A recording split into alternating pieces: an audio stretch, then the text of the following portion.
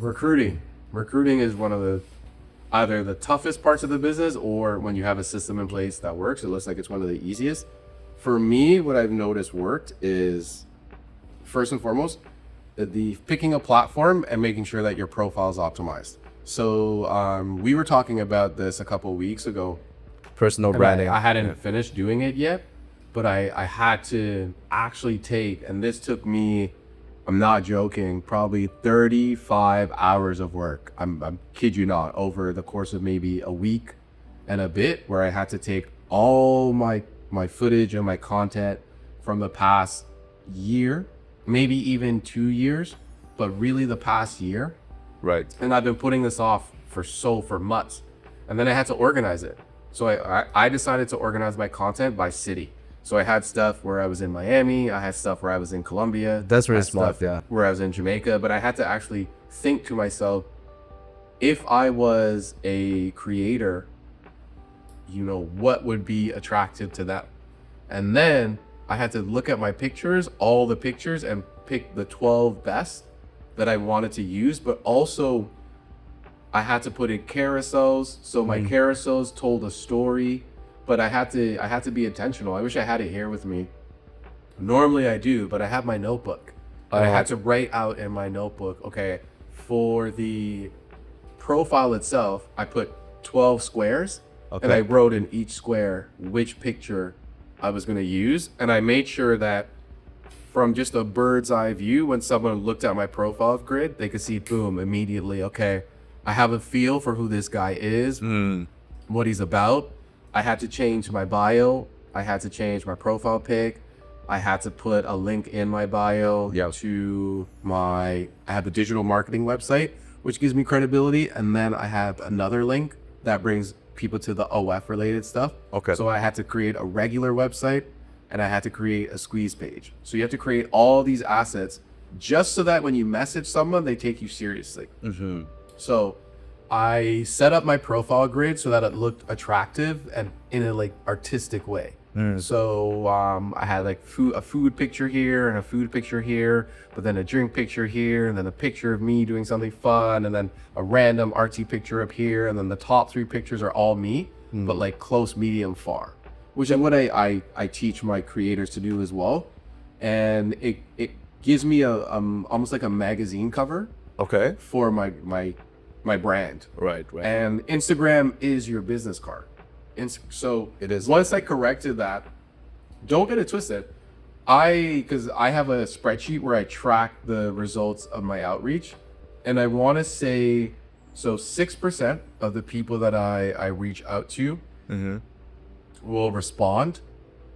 Of that, I want to say 5% of the total people that I outreach will ask for more information. So you and me, we pay for this information. So I'm not going to give you guys this for free, but we have a process where it's not just a hard sell off the bat. It's a, hey, offering value of some sort.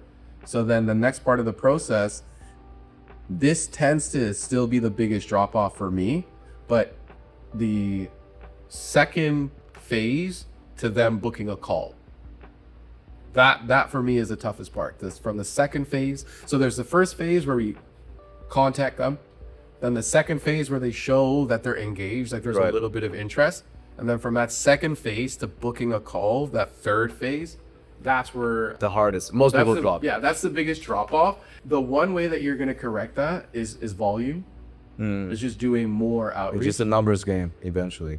And it is a numbers game. I want to see my numbers improve in terms of the percentage of people that respond, but I do have a system that works because of how many assets I've created. So I've created different videos, different case studies, different landing pages, websites, YouTube channel, Instagram, fun pictures of me, attractive pictures of me, pictures of lifestyle, food, and I'm still not even done.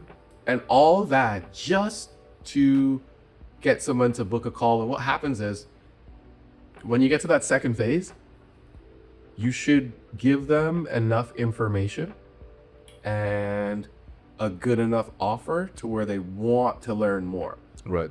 Once they want to learn more, that's where you get them. Because usually they'll say, let's just text. And what I do is I say, look, it's too much to text.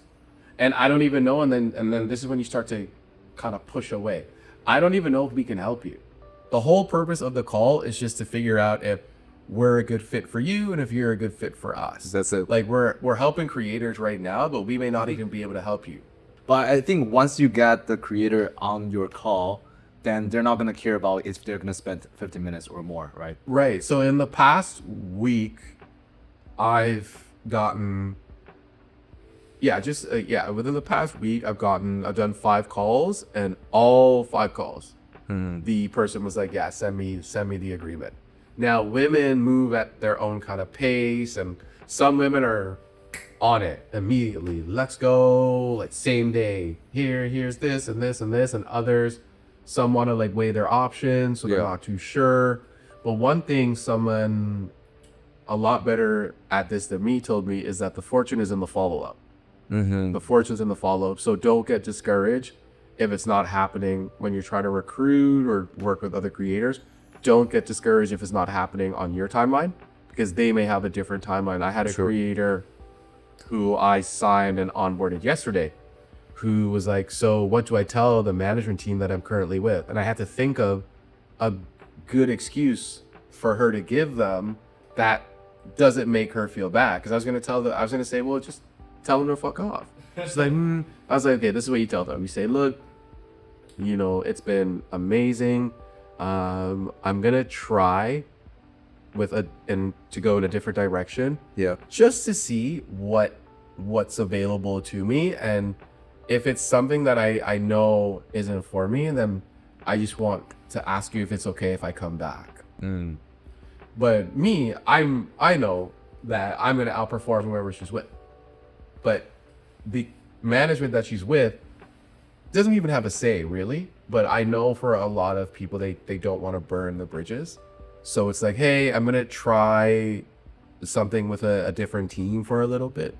So I keep my language very non-committal. I don't say things like, I'm managing you, and I don't try to suggest that the model is an employee. I try to say, look, we can partner up, we can team up, which is the truth. Ultimately, you can do, especially as the creator, you can do whatever you want.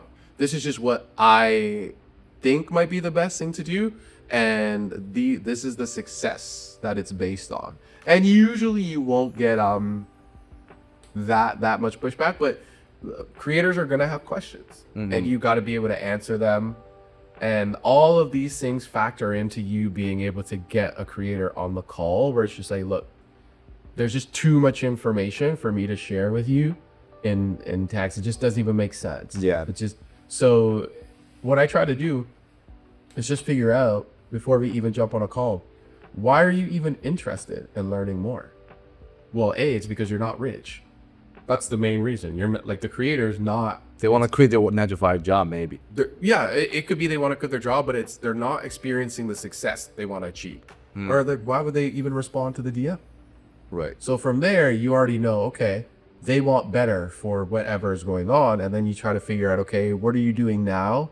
What's working? What's not working? And then you'll find out where the creator's at. It could be a creator doing 15K that's tired of being at 15K and wants to get to 50K. Or it could be a creator at zero close to zero, a couple $100 to a couple $1,000 a month that maybe wants to get to her first 10K or get to her first 5K. So the way it works is I send a Calendly link and I'm like, look, I know you have so many questions. I know you want to learn a lot more. The best thing we can do is just book a call. And you have to make it understood that your time is valuable. So for me, it's crazy. I don't even know why I do this, but I'll have on Monday, because I don't mind working 12 hours on a Monday, I'll have my calendar open for like discovery calls open till like 9:30, and creators will book.